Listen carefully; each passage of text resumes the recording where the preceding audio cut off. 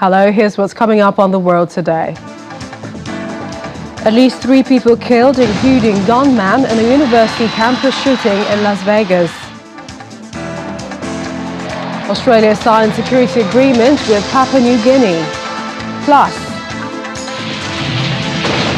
Israeli army releases video to show operations in Gaza, while Hamas releases footage to show attacks on Israeli forces.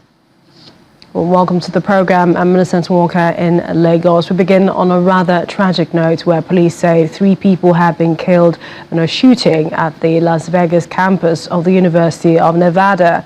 Officers struck and killed the suspect, who remains unnamed in this shootout. Police say 1 other victim remains in critical condition at a local hospital. Law enforcement sources speaking to local media described the gunman as a white former college professor in his 60s. He had previously taught in Georgia and North Carolina. 7:45 a.m., LVMPD dispatch received reports of an active shooter at the UNLV campus. UNLV campus police responded to the scene and engaged the suspect immediately right outside of Beam Hall. LVMPD officers also responded simultaneously. I can tell you today, 3 of the victims are confirmed deceased. There is a 4th victim who suffered a gunshot wound and is now currently in Sunrise Hospital, upgraded to stable condition.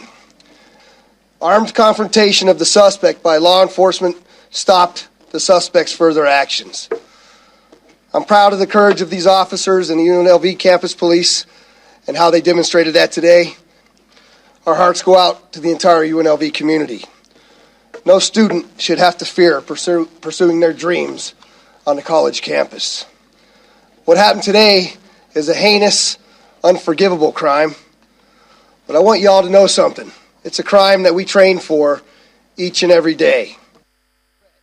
Students at the University of Nevada have been reacting to the campus shooting. One student said he was terrified and scared for his life, while another was just hoping to get out alive.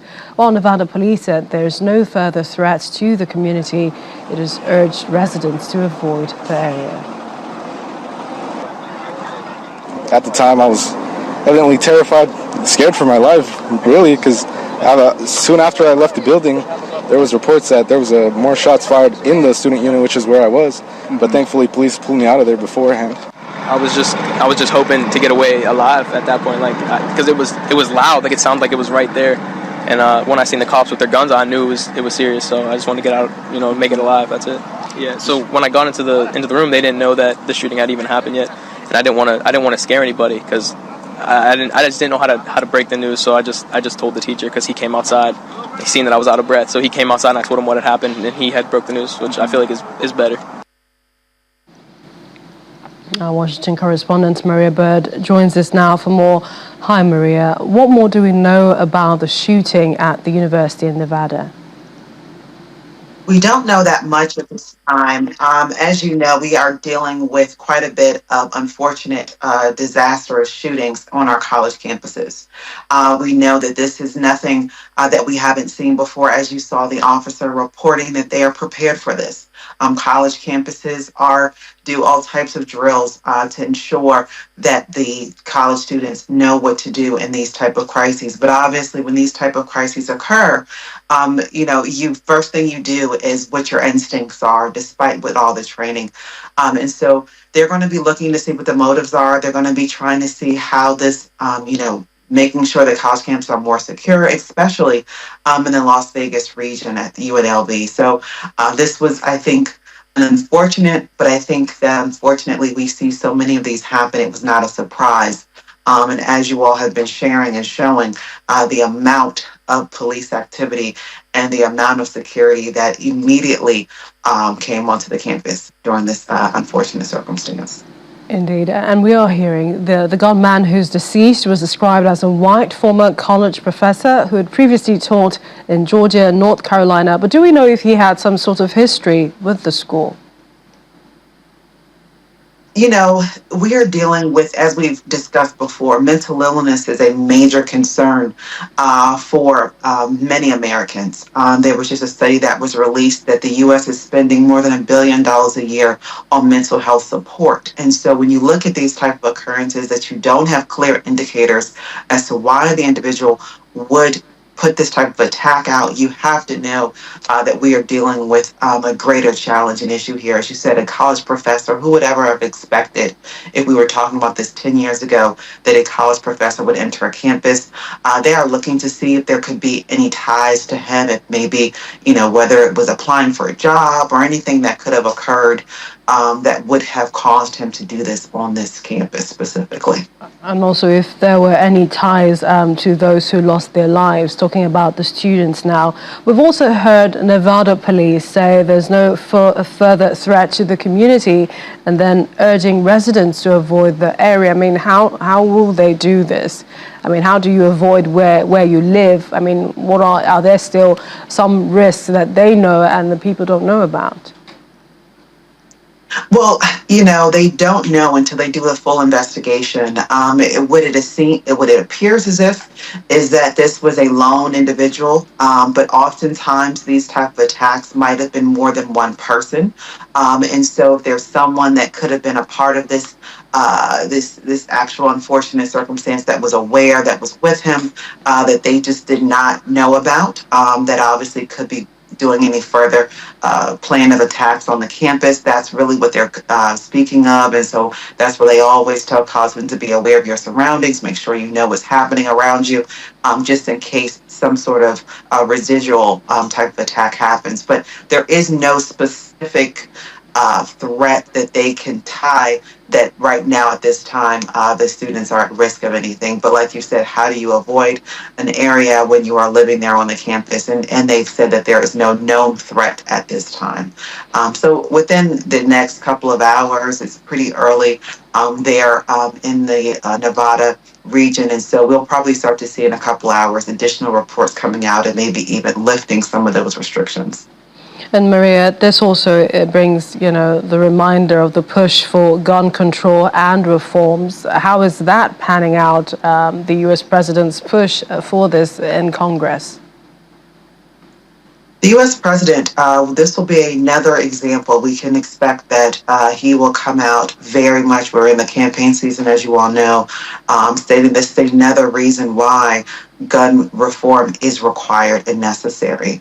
But that starts with the states oftentimes. And so I think that this is going to be pressure onto the Nevada state legislator to look to see if they can become an example for gun reform across the country, and then looking to see how the federal government will respond in that nature. But you're exactly correct. This is another example that federal lawmakers will be pushing to say this is why we need to ban, whether it's AR-57s or other type of lethal weapons that are typically used in military type of war times versus being able to be carried on the streets across America.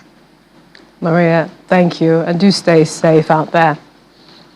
Thank you. Our Washington, D.C. correspondent Maria Bird joining us live from Washington. Now to another shooting, this time in Brussels, where at least 4 people have been injured near the Toussaint d'Or gallery.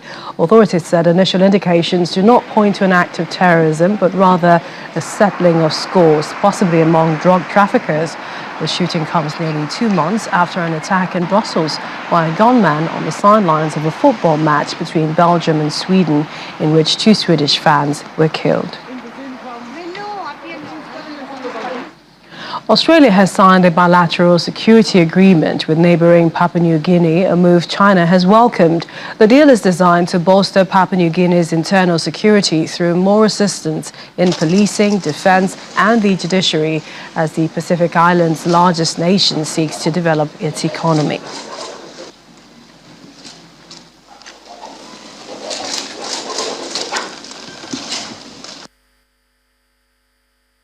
Today we have fulfilled our commitment to elevate our partnership by signing a legally binding bilateral security agreement.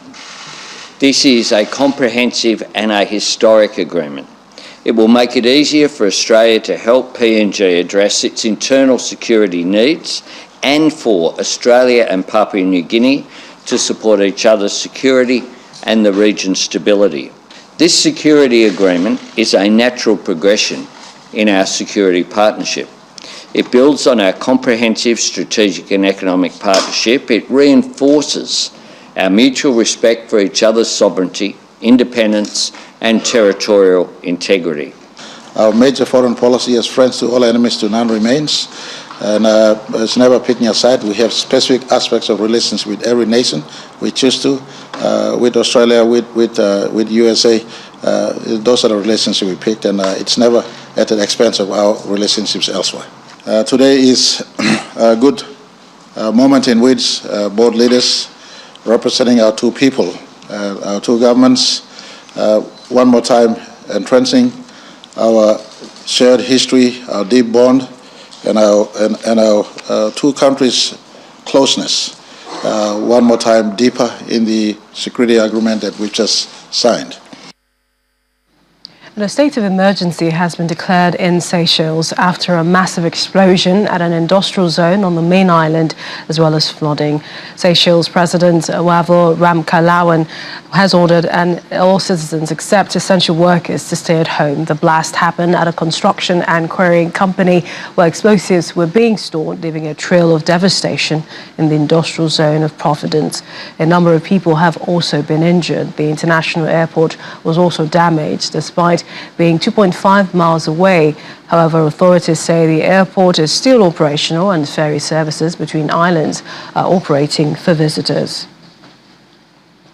And as world leaders at COP28 are expected to commit to tripling global renewable electricity capacity by 2030, common policy barriers are hampering the rollout of those renewables in some of the world's biggest economies. That's according to a new report by the international non-profit, the Climate Group. The report launched at the COP28 highlights common policy gaps that are holding back 8 G20 economies, including Argentina, China, Japan, Indonesia, India, Mexico, South Korea and South Africa, using their electricity landscape as examples for challenges faced by many countries around the world. The report states that in many countries, regulation and market structures still heavily favor fossil fuels, highlighting the inaction or unwillingness from governments to enable the transition. Joining us to get a better understanding of this report and solutions is Mr. Sam Kimmons. He's the Director of Energy at Climate Group. Thanks for joining us on the program. Speak to us about some of the policy and the barriers that are stopping investment in renewable electricity. Thank you. So thank you for inviting me onto the program. First of all, the size of the prize here is enormous. So in just RE100 alone, the campaign that we run, over 400 companies, household names like Samsung, Panasonic, Google, Apple, are all committed to 100% renewable electricity and are putting their money where their mouths are. These companies are investing hundreds of billions of dollars to achieve 100% renewables. But there are many countries where they can't actually do this or where they're finding it extremely difficult. And what our report found was there are really two main types of barrier. First of all, the lack of appropriate market structures that allow companies to buy electricity directly from the renewable supplier. And the second type of barrier is simply bureaucracy. Overly difficult licensing requirements or connection fees, etc., that just make it extremely difficult for renewables to compete on a level playing field. Now, what's important about this, in a fair market, renewables, well, particularly solar, is the cheapest form of electricity in history. It's significantly cheaper than the cheapest coal plant in 2/3 of countries around the world. And so this makes business sense, and it's really up to governments to unlock their markets and allow investment and allow a level playing field for renewables. So essentially, this is not a lack of understanding about some of the benefits of this race. And what are perhaps some of the recommendations that could break down these barriers and speed up the race to net zero? Well, For example, one of the recommendations is to remove regulatory barriers. A good example of this in South Africa in August, the requirement for complex licenses was removed for solar arrays up to 100 megawatts. This has really helped to open up the market, and we're seeing investment from people like Heineken, the beer producer, who have agreed to buy all of the electricity from a 14,000 panel solar array outside Johannesburg. And this is because South Africa is opening up its market. It's removing some of those barriers.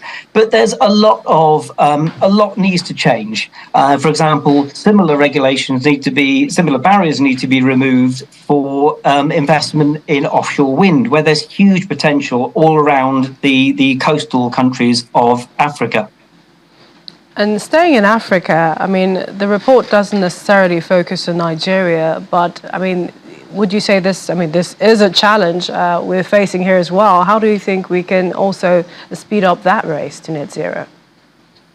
Well, I think one of the key things for countries like Nigeria, and actually very similar with South Africa, is a change of mindset. Nigeria tends to think of itself as a fossil fuel economy. It's heavily reliant on oil and gas for jobs, for income.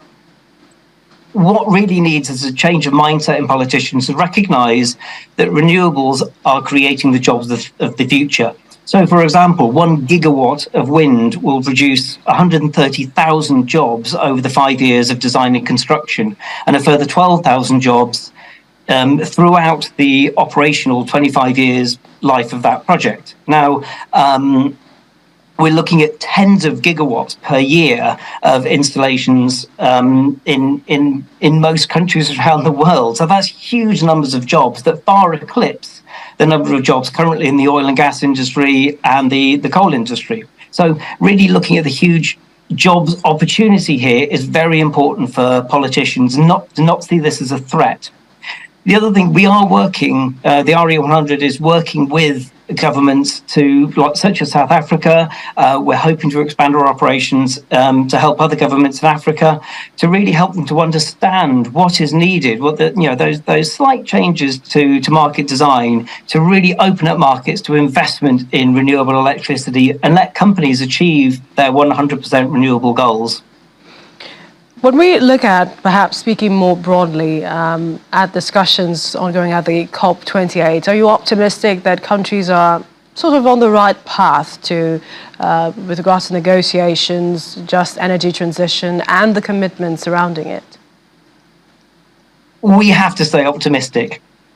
We have to stay optimistic. There's a lot at stake. We're seeing some really good signs in that the business case for the energy transition is being recognised. It's slow progress, and with the follow-up with the money and the follow-up with clear commitments, but fundamentally, it's about putting those commitments into action. And where we see a real hope is that it's companies, it's business, rather than governments, so that are really putting this into practice, investing the money, building the renewable infrastructure, and really showing the way to the future. And governments need to take note of this. Renewables make business sense, it's not just environmental sense. But for this change to happen, there will need to be more money spent, yes? Yes, indeed. And that's where groups like the RE100 companies come into play. So it was calculated even 5 years ago, when we were about a third of the size, that to achieve their goals, RE100 companies will be investing $100 billion by 2030. We've since trebled in size. There's significant amounts of money available. It's about opening markets to make that money available. We'd like to thank you. We've been speaking to Sam Kimmons, Director of Energy Climate Group. Thanks for joining us on the programme. Thank you very much. Still ahead on the programme. U.S. Secretary of Defense Lloyd Austin urges Congress to approve military aid funding requests to Ukraine. We have details in a moment.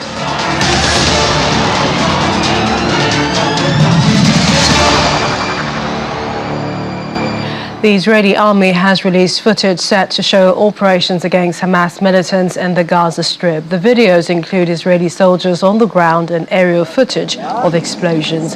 Israel said it had killed a number of gunmen in southern Gaza's largest city, Khan Yunis, including 2 militants who emerged firing from a tunnel a day after Israeli troops entered the heart of the city. While the focus of the Israeli ground operation seems to be in the south, the Jabalia refugee camp north of Gaza has seen heavy fighting as hundreds of tank shells hit the area.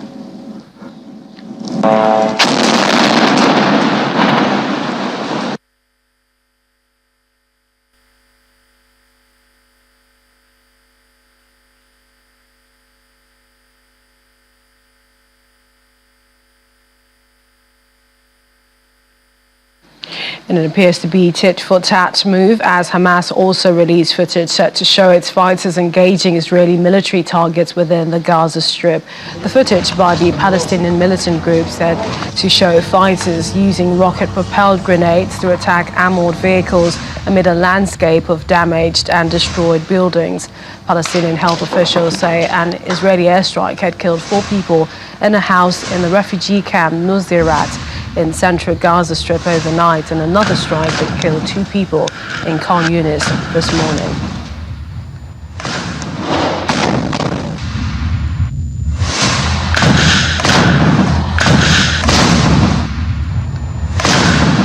بالعيون ابو حسين فرحات مشاعل الى الدبابه. Meanwhile, the Islamic resistance Hezbollah is also claiming it attacked Israeli posts near the Lebanese border. Video provided by the Islamic resistance shows a vehicle exploding and several explosions near alleged Israeli installations. The location of the Bikat Risha site has been confirmed by the positioning of towers, buildings and vegetation which matched the satellite imagery.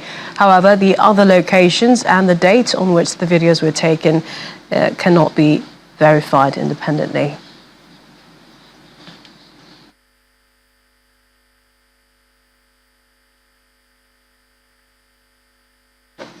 We're back in Khan Yunis, where wounded children, including toddlers, packed Gaza's Nasser hospital after an airstrike hit at the residential area in the central. Earlier on Wednesday, Israeli forces reached the heart of the city, forcing Palestinian civilians to seek refuge elsewhere as the number of safe areas decreased. Hundreds of thousands of displaced people driven out of the north are seeking shelter in the dwindling number of places in the south designated as safe areas by Israel. Around 70% of the medical team, they cannot reach the hospital because of the displacement wave. They are scared. They don't know what that's the next step, so everybody is confused, and this is affecting the medical team, the nurses and the doctor. Now we're working in this emergency department with only 4 doctors. In the regular days, we have around 35 to 40 doctors. Now we have only 4 doctors. They are reaching the hospital and they are treating the patient. United Nations Secretary General Antonio Guterres has made a rare move, invoking Article 99 of the founding UN Charter to formally warn the Security Council of a global threat from the Gaza war. Mr. Guterres told the Council in a letter that the Gaza war may aggravate existing threats to international peace and security. This comes as Arab states seek to leverage the invocation to renew a push for the Council to call for a ceasefire. Mr. Klein, the Secretary General has today delivered a letter to the President of the Security Council invoking Article 99 of the Charter of the United Nations. This is the first time that Antonio Guterres has done this since he became Secretary General in 2017. Article 99 states, and I quote, that the Secretary General may bring to the attention of the Security Council any matter in his opinion that may threaten the maintenance of international peace and security. In the letter, which has been shared with you, the Secretary General urges the members of the Security Council to press to avert a humanitarian catastrophe, and he appeals for a humanitarian ceasefire to be declared. We are in the final moments of fine-tuning the language. We might be in a position to announce to you maybe before the end of the day of a step in that direction to be taken place before the end of this week.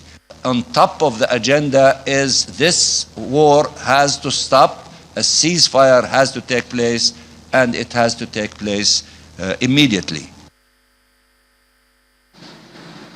And for the World Health Organization, it is concerned about the spread of disease in Gaza as displaced Palestinians struggle to survive amid Israel's relentless bombardment.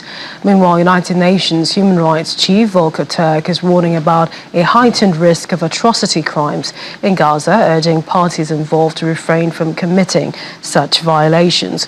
According to the UN, the term atrocity crimes refers to the crimes of genocide, crimes against humanity and war crimes as defined by international treaties.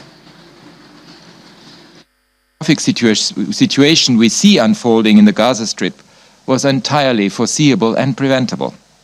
My humanitarian colleagues have described the situation as apocalyptic.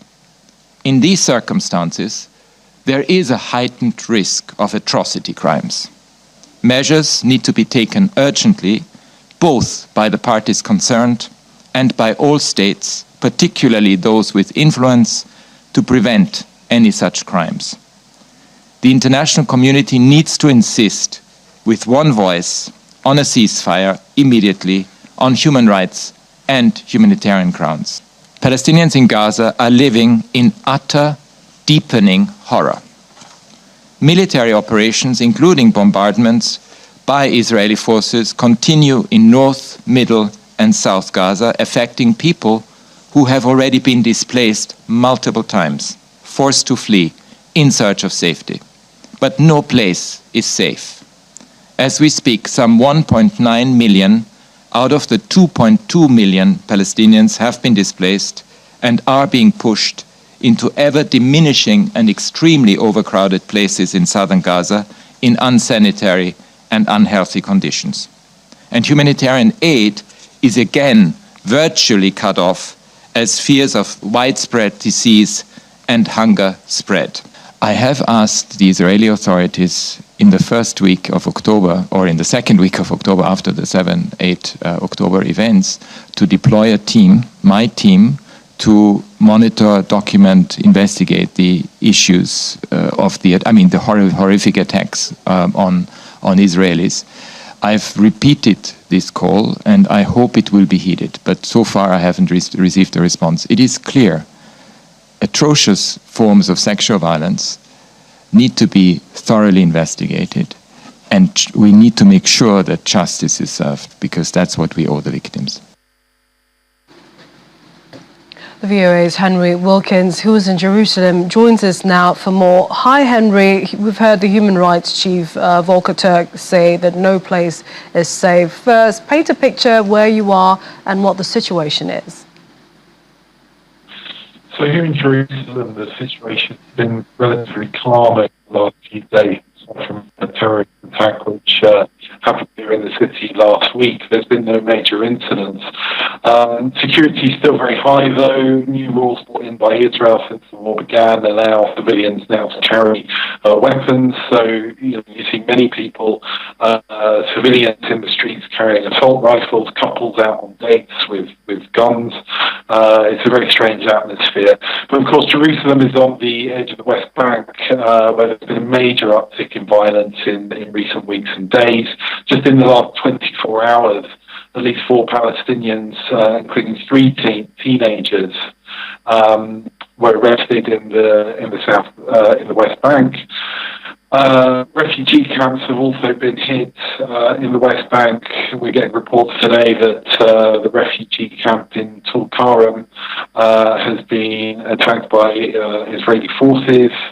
Having visited both Israeli and Palestinian settlements in the West Bank, I can say that tensions are very high, and often this is boiling over into altercations between communities that can end up in people being killed.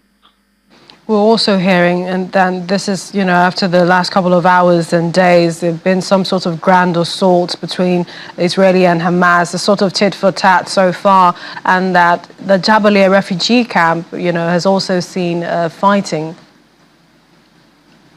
Yeah, absolutely. So the Jabalia refugee camp in northern Gaza has seen very heavy fighting today. Israeli tanks have surrounded the area. The Hamas-run local authorities say about 100,000 people are still in the camp. They don't have a functioning hospital, and with no aid getting in, they're also at risk of starvation. Water is also a big problem. No aid has really reached the north of Gaza since this humanitarian truce ended at the beginning of November. But at the border crossing with Egypt in Rafah, where some aid was coming in, certainly during the earlier stages of the war and during the ceasefire, a few days ago, that is now, the town of Rafah is now under attack. At least 20 people, including children, were killed there by Israeli airstrikes today. The Israeli forces have also struck Yan Kunis in the south as well, which is said to be a place where some of the Hamas leadership are said to be holding out. The Israelis are using this as a reason to attack the town, but of course there are still many people there, and the worry is that they're going to hit civilians as well, which is indeed what has already happened. And this is a tough time for everyone, but we'd like to thank you, VOA's Henry Wilkins, joining us from Jerusalem, and do stay safe. Thank you. We're off to talking about the U.S. State Department spokesperson Matthew Miller, who says the United States would object to any proposed buffer zone inside the Gaza Strip, as it would violate Washington's position that the size of the Palestinian enclave must not be reduced after the current conflict. Well, this comes as Israel informed several Arab states that it wants to carve out a buffer zone on the Palestinian side of Gaza's border to prevent future attacks as part of proposals for the enclave after the war ends. The Secretary made very clear in a speech he gave several weeks ago in Tokyo, where he laid out the principles that the United States supports when it comes to the end of this conflict in Gaza. One of those principles was that there must be no reduction in the size of Gaza. And that remains our position, and it will remain our position. So if any proposed buffer zone was inside Gaza, that would be a violation of that principle, and it's something that we oppose. If it's with respect to something in Israeli territory, I won't speak to that. That's a decision for the Israelis to make. But we're very clear that when it comes to reduction in the size of Gaza, that's not something the United States supports. Well, in the meantime, residents of Israeli settlements in the West Bank are reacting with dismay after the U.S. said that it will begin to impose visa bans on people involved in violence in the West Bank. The U.S. has appealed repeatedly to Israeli authorities to do more to prevent harassment and assaults on Palestinians by Jewish settlers. The State Department, however, did not provide identities or numbers of those listed. I don't think it should be relevant. I live here in so-called West Bank, and I don't know anybody that would do something like that or harm Palestinians in any way. I think it's a very small percentage of people, if at all. Maybe in the States they hear about it more, but it's not a thing that happens. It's, I don't know, very, very small amount of people. So I don't think that it should influence whether the States decides to give a visa or not, but if it does, it'll be unfortunate, I think. Meanwhile, the U.S. Congress have taken on the subject of anti-Semitism in college campuses by questioning the presidents of Harvard, MIT, and the University of Pennsylvania during a House hearing.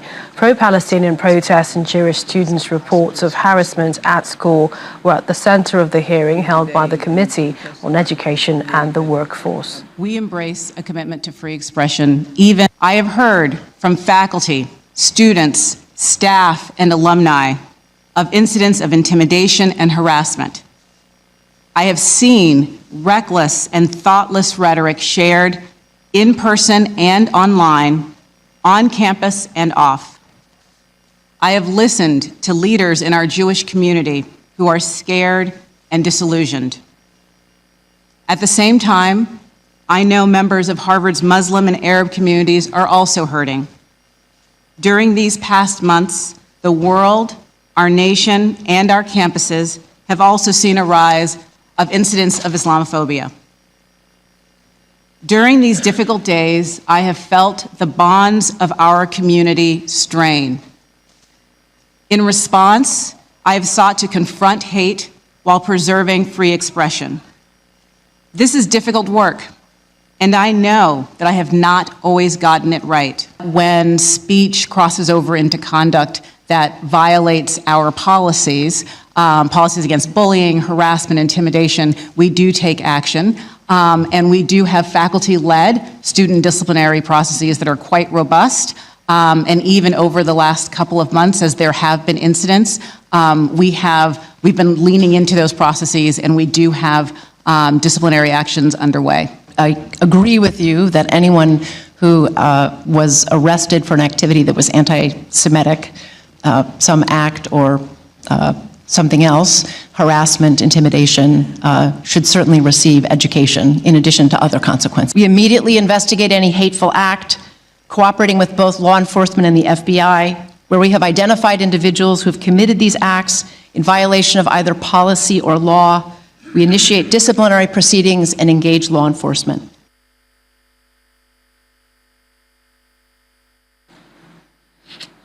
Well, Egypt's President Abdel Fattah al-Sisi has met with Cyprus President Nikos Christodoulidis during his visit to Cairo to discuss bilateral relations and the war in Gaza. Cyprus, the closest European Union member state to the Middle East, has offered to host and operate facilities. These are for sustained aid directly into the Gaza Strip once hostilities between Israel and the Palestinian militant Hamas group cease. The Cyprus plan is aimed at expanding capacity for humanitarian relief directly to the coastal Gaza Strip beyond limited deliveries being made through the Rafah crossing between Egypt and the Palestinian enclave.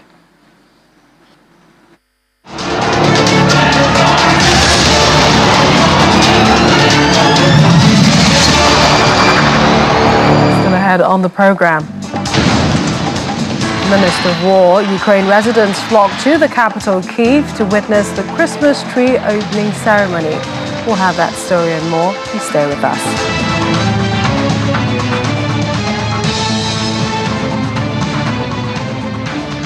Welcome back. U.S. President Joe Biden has pleaded with Republicans for a fresh infusion of military aid for Ukraine, warning that a victory for Russia over Ukraine would leave Moscow in position to attack NATO allies.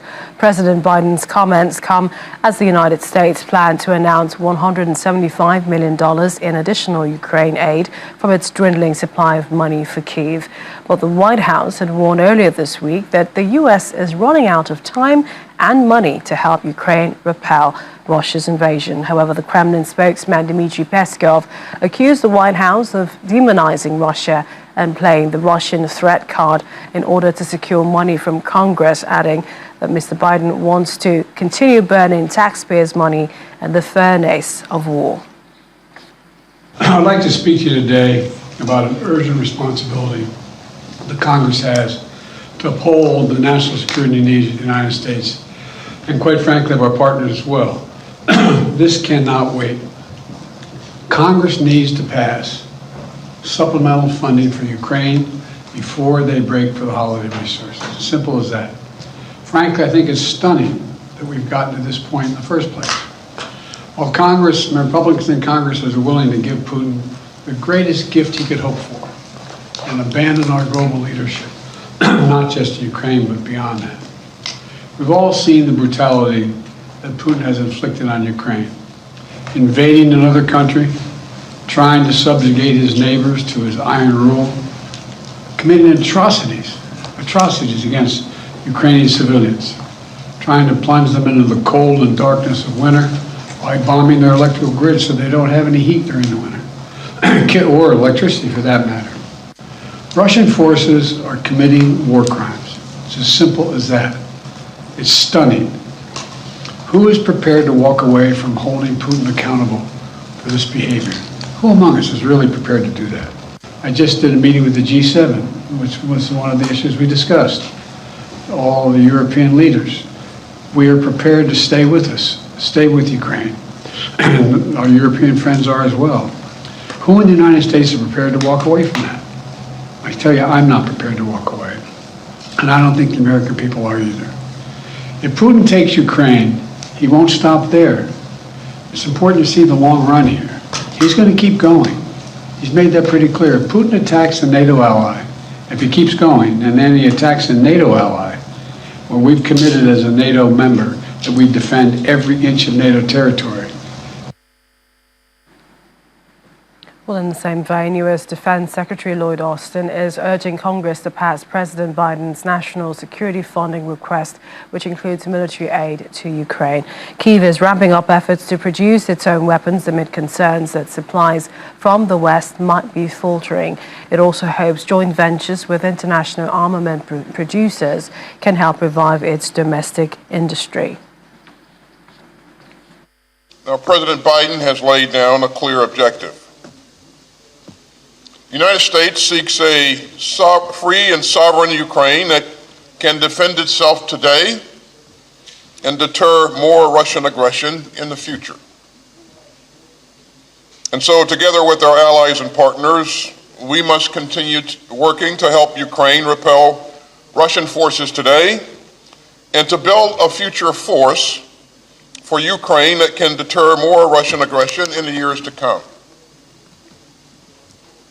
That will mean strengthening Ukraine's defense industrial base, both to maintain Ukraine's current war effort and to bolster Ukraine's national strength and deterrence long into the future. And that's been an important opportunity for partnership with our own defense industrial base. This conference was agreed upon by the President Biden and President Zelensky.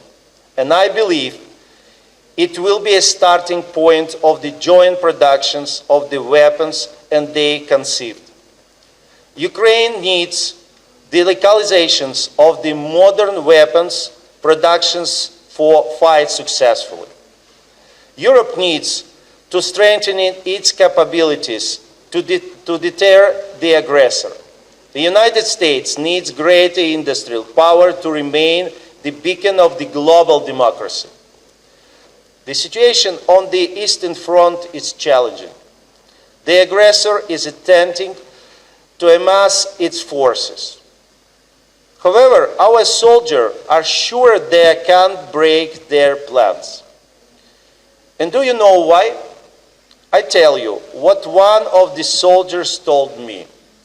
Nothing builds confidence like live ammo. So let's provide them together for the sake of Ukraine and the entire free world. The United Kingdom is accusing Russia's security service, the FSB, of a sustained cyber hacking campaign targeting politicians and others in public life. The government said one group stole data through cyber attacks, which was later made public, including material linked to the 2019 election. The United States, on the other hand, has charged 4 Russia-affiliated soldiers with war crimes against an American carried out during Moscow's invasion of Ukraine in what the Justice Department describes as the first ever charges under the U.S. War Crimes Statute. And according to the Attorney General, Merrick Garland, the 9-page war crime indictment against the 4 Russian men includes allegations of torture, inhuman treatment, conspiracy to commit war crimes, and unlawful treatment of an American citizen. In the nearly 2 years since, we have all seen invading Russian forces commit atrocities on the largest scale in any European armed conflict since the Second World War. And as the world has witnessed the horrors of Russia's brutal invasion of Ukraine, so has the United States Department of Justice. That is why the Justice Department has filed the first ever charges under the U.S. War Crimes Statute against 4 Russia-affiliated military personnel for heinous crimes against an American citizen. In an indictment returned yesterday in the Eastern District of Virginia, we have charged 4 Russia-affiliated military personnel with war crimes against an American citizen living in Ukraine. The charges include conspiracy to commit war crimes including war crimes outlawed by the international community after World War II, unlawful confinement, torture, and inhuman treatment. Like all defendants in the U.S. criminal justice system, the defendants in this case are entitled to due process of law and are presumed innocent until proven guilty. We allege that in April of 2022, two commanding officers of Russia-affiliated forces, Suren Zuranovich Mukherjian and Dmitry Budnik, as well as two lower-ranking soldiers whose first names are Valery and Nazar, committed war crimes against an American citizen who had been living in Russia since 2021. These charges against four Russia-affiliated military personnel are the Justice Department's first criminal charges under the U.S. war crimes statute. They are also an important step toward accountability for the Russian regime's illegal war in Ukraine. This history should make clear that the Justice Department and the American people have a long memory. We will not forget the atrocities in Ukraine, and we will never stop working to bring those responsible to justice. For the first time in our nation's history, federal agents gathered sufficient evidence to bring charges of war crimes perpetrated against an American citizen in violation of Title 18 of the United States Code, Section 2441. I'm extraordinarily proud of these federal law enforcement agents. Thanks to their exceptional work, the United States will hold the Russian perpetrators of this unthinkable mistreatment, these unacceptable human rights violations, accountable. The charges, unsealed just a few minutes ago, reveal absolutely unconscionable crimes, including unlawful confinement, torture, and other inhumane acts committed against one of our own citizens by four individuals affiliated with the Russian military. That American, like so many others, became a victim of Russia's unprovoked invasion of Ukraine, which continues to wreak unimaginable tragedy on the region. And as you can see from today's announcement, we will work relentlessly to bring criminals to justice, no matter how long or how far that work may take us. And to Russian President's visit to the Arab countries, Vladimir Putin has departed Saudi Arabia following his meetings with Crown Prince Mohammed bin Salman on oil, Gaza and Ukraine in Riyadh. The meeting, which was Mr. Putin's first face-to-face talk with the Saudi Crown Prince since 2019, comes after a fall in oil prices despite a pledge by OPEC+, which groups the organization of petroleum exporting countries OPEC and allies led by Russia to further cut output. Mr. Putin thanked the Crown Prince for his invitation and hinting the next meeting should take place in Moscow. The Russian president is, however, expected to host his Iranian counterpart, Ibrahim Raisi, in Moscow.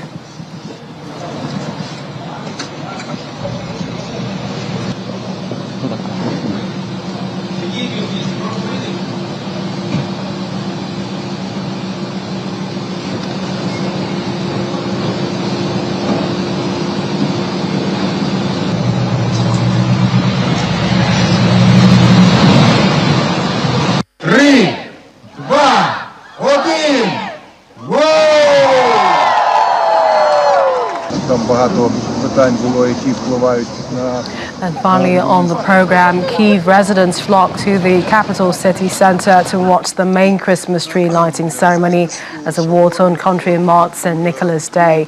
Kyiv's mayor Vitaly Klitschko attended the opening ceremony and symbolically lit up the country's main Christmas tree, saying that private patrons paid for it so that the Kyiv City Council could allocate more money to the army.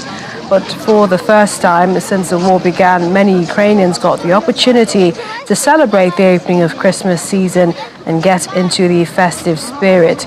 Ukrainian Christians, a majority of whom are Orthodox, have traditionally celebrated Christmas on January the 7th.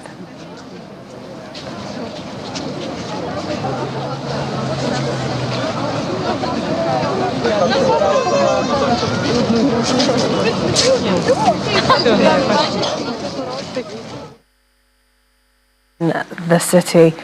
And that's the world today. Thank you for watching. I'm Millicent Walker.